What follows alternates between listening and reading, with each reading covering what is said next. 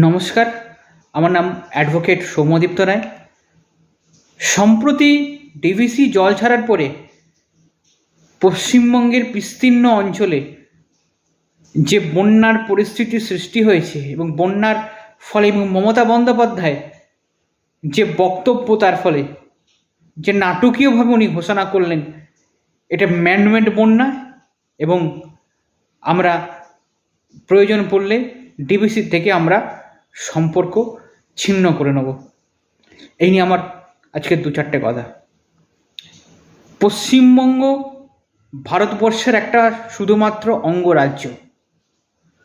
কেউ বলতে পারে একটা মুখ্যমন্ত্রী ডিভিসির মতো একটা স্বশাসিত সংস্থাকে উনি বলছেন যে এটা ম্যানমেড হয়েছে, ঝাড়খণ্ড ইচ্ছাকৃতভাবে ইন্টারেস্টভাবে এই বন্যাটা